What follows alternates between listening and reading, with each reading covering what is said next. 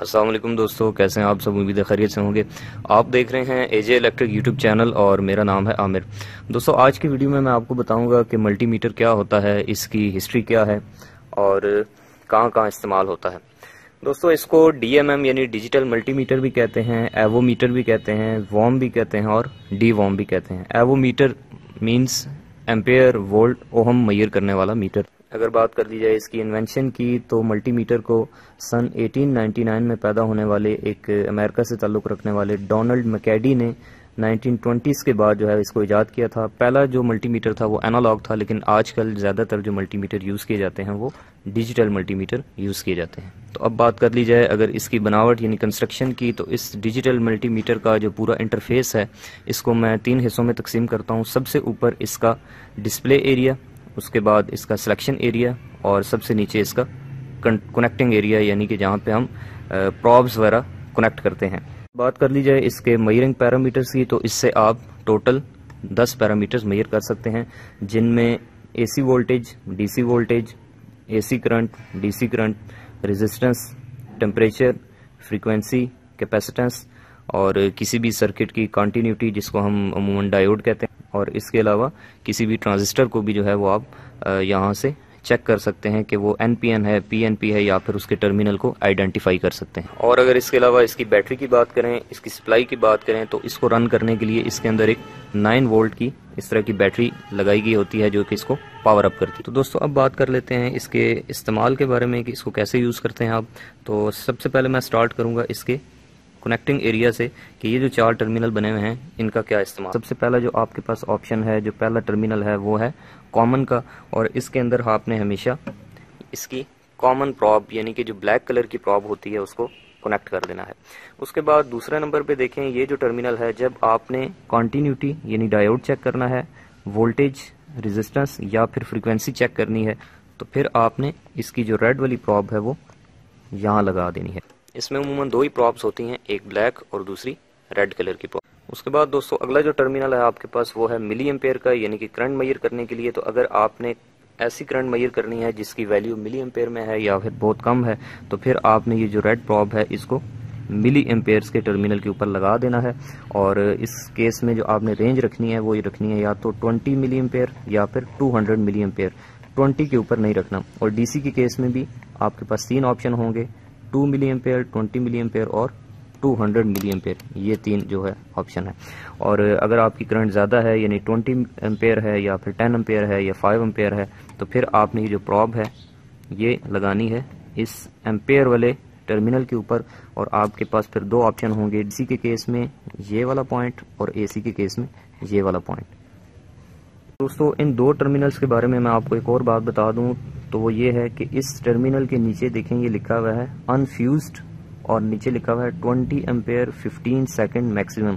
यानी कि अगर आप इस टर्मिनल को यूज़ करते हैं तो फिर आप 20 एम्पेयर की करंट 15 सेकंड तक मैक्सिमम गुजार सकते हैं। अगर आप इससे ज़्यादा गुजारेंगे तो फिर ये मीटर डैमेज हो सकता है।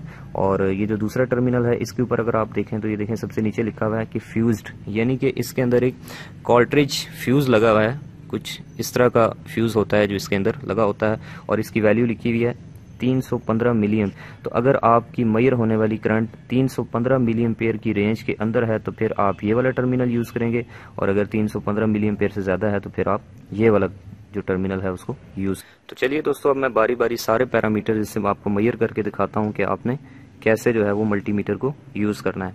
तो उसके लिए सबसे पहले आपको पता होना चाहिए कि कोई भी मल्टीमीटर जो है उसको सबसे पहले हम यहाँ से ऑन करते हैं। तो उसके बाद जो पहला स्टेप होता है वो ये होता है कि इसके सिलेक्टर स्विच को आप इस कॉन्टिन्यूटी के ऑप्शन के ऊपर रखते हैं और इसकी जो दोनों प्रॉब्स हैं उनको आपस में शॉर्ट करते हैं, जैसे मैं अभी ये शॉर्ट कर रहा हूँ। तो जैसे ही मैं इसको शॉर्ट करूँगा तो ये देखें आपको एक बीप सुनाई दे रही होगी।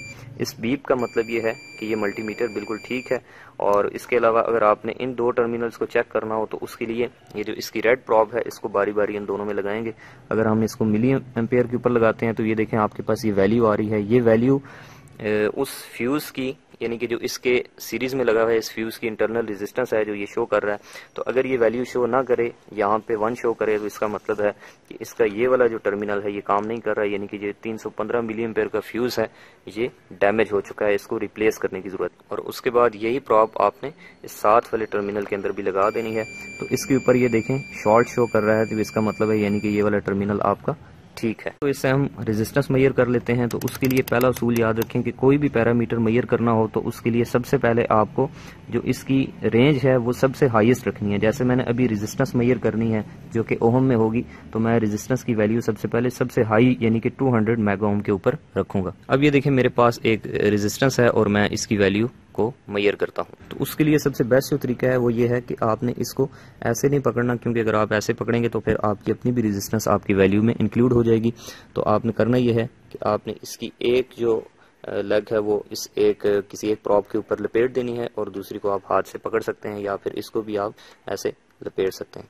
तो जैसे आप ये देख सकते हैं सबसे पहले हमारे पास ये वैल्यू इस तरह से आ रही है। तो जब तक शुरू में 00 वैल्यू आए तब तक आपकी रीडिंग एक्यूरेट नहीं होगी। तो सबसे बड़ी रेंज के ऊपर रीडिंग नहीं आ रही, तो अब मैं रेंज कम करता हूँ। यहाँ भी 0 आ रहा है, मजीद कम करता हूँ, मजीद कम कर, तो ये देखें मेरे पास वैल्यू आ रही है 17.8 के। अब ये देखें रेंज सेलेक्ट की हुई है 200 के। रजिस्टर की जो वैल्यू है वो है 17.8 किलो ओम, क्योंकि हमने रेंज किलो रखी हुई है। तो अब चूंकि ये 17.8 है तो हम मजीद अगर कम करेंगे तो ये 20 के ऊपर हमें बिल्कुल एक्यूरेट वैल्यू देगा 17.86 ओम।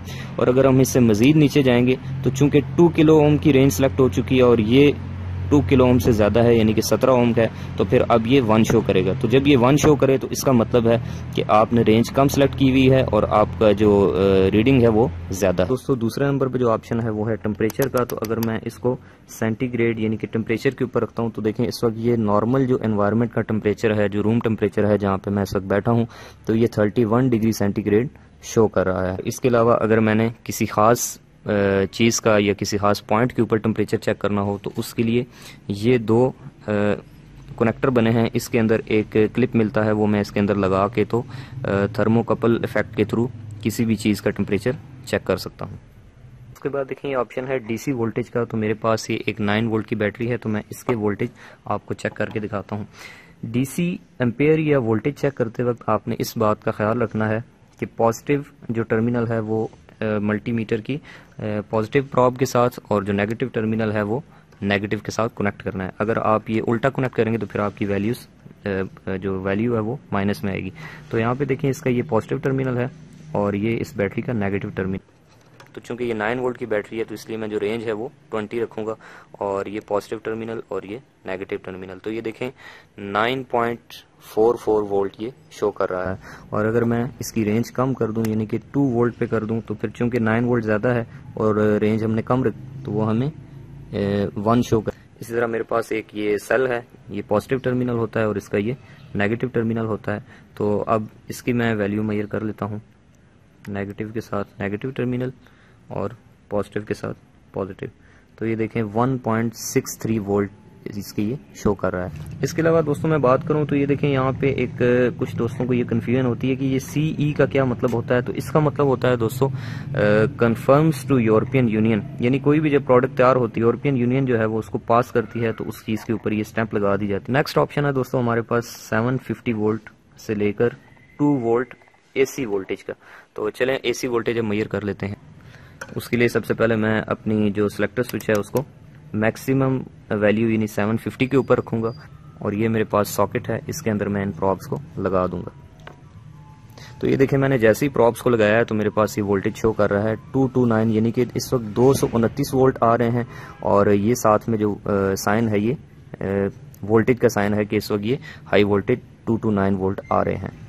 इसके अलावा दोस्तों मैं आपको एक सेफ्टी के हवाले से टिप देता चलूं तो कभी भी आपने ये नहीं करना कि वोल्टेज के ऊपर प्रॉब्स को लगाकर आपने सेलेक्टर स्विच को चेंज नहीं करना। अगर आप ऐसा करेंगे तो आपका मीटर बर्न हो सकता है या फिर डैमेज भी हो सकता है।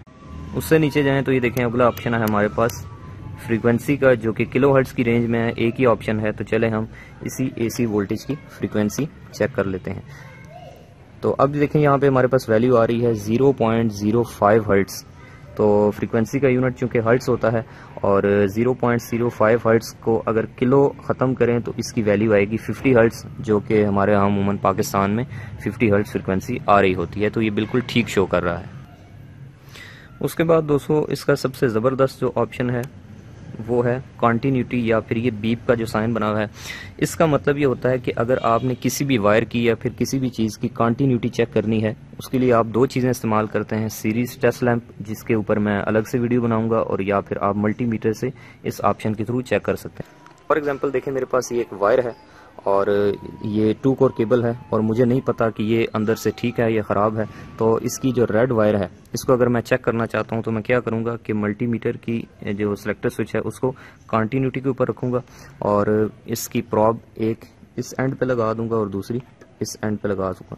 तो अगर बीप आती है, ये देखें जैसे अभी बीप आ रही है, इसका मतलब है कि ये वायर बिल्कुल अंदर से ठीक है। या फिर देखें मेरे पास ये एक और वायर है जिसके एक साइड पे ये प्लग लगा हुआ है और दूसरी साइड पे ये 2 तारें निकली हुई हैं। तो अगर मैं इस पूरी वायर को चेक करना चाहता हूँ तो मैं ये करूँगा कि इसके ये वाले जो 2 एंड्स हैं इनको आपस में शॉर्ट कर दूंगा और जो इस साइड पे इसकी 2 पिन्स हैं इनके ऊपर मल्टीमीटर लगाऊंगा। तो ये देखें बीप आ रही है, तो इसका मतलब है कि ये वायर अंदर से बिल्कुल ठीक है।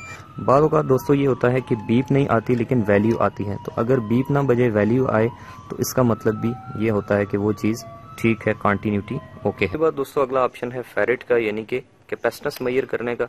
तो उसके लिए बाद लोग कंफ्यूज होते हैं कि वो कैपेसिटर की जो लेग्स हैं, यानी कि ये मेरे पास एक जो है वो कैपेसिटर है, तो इसकी लेग्स को वो इन प्रॉब्स के साथ कनेक्ट करते हैं, जो कि गलत तरीका है। इससे कभी भी वैल्यू नहीं आई, क्योंकि यहाँ पे अगर आप देखें तो इसमें फेरेट का जिक्र नहीं है। उसके लिए अगर आप गौर करें तो ये देखें यहाँ पे ये 2 जो है वो स्लॉट्स बनी हुई हैं और इसके ऊपर CX लिखा हुआ है, यानी कि कैपेसिटेंस। तो जब भी आपने किसी भी कैपेसिटर की वैल्यू मेजर करनी है तो उसके लिए आपने 2 नैनो फेरेट से लेके 20 माइक्रो फेरेट के दरमियान में इस सिलेक्टर स्विच को रखना है और इस कैपेसिटर को इसके अंदर लगा। देखें जैसे ही मैंने इसको इसके अंदर लगाया तो ये इसकी वैल्यू शो कर रहा है 0.97 माइक्रो फेरेट।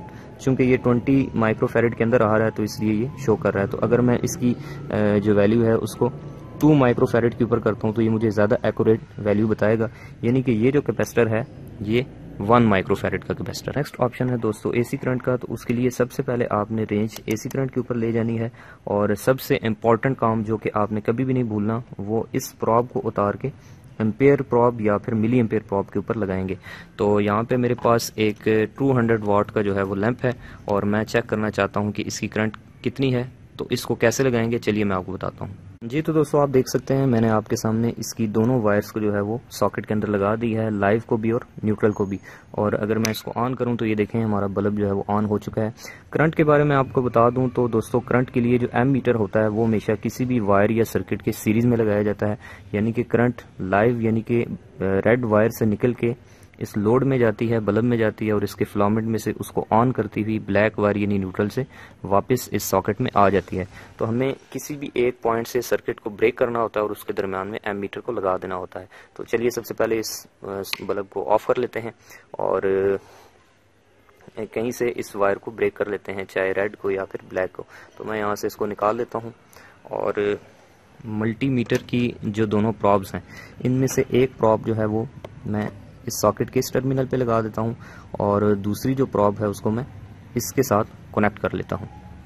अगर आप यहाँ पे गौर करें तो आपको नज़र आ रहा होगा कि अब जो करंट है उसका पाथ इस मल्टीमीटर के थ्रू हो गया, यानी कि करंट जो है ये इस रेड वायर यानी कि फेज के थ्रू इस बल्ब में आएगी और इसकी ब्लैक वायर के थ्रू पहले एमीटर में जाएगी और एमीटर से होकर इसमें से गुजर कर फिर वापस सॉकेट में पहुंचेगी, यानी कि एमीटर जो है वो इस सर्किट के सीरीज में लग गया है। देख सकते हैं मैंने, चूंकि ये 200 वाट का बल्ब है और इसकी करंट अंडरस्टूड है कि मिली एम्पेयर में नहीं होगी, एम्पेयर में होगी, तो मैं इसकी रेंज हाईएस्ट यानी 20 एम्पेयर AC के ऊपर रखूंगा है, क्योंकि मेरे पास AC सप्लाई आ रही है और यहाँ से जो टर्मिनल है वो हम एम्पेयर वाला यूज़ करेंगे। तो चलिए मैं अब इसको ऑन करता हूँ। तो देखें आपके पास दोस्तों वैल्यू आ रही है 0.86 एम्पेयर, यानी कि 200 वाट का जो बल्ब है वो 220 वोल्ट के ऊपर 0.86 एम्पेयर जो है वो करंट ड्रॉ कर रहा है।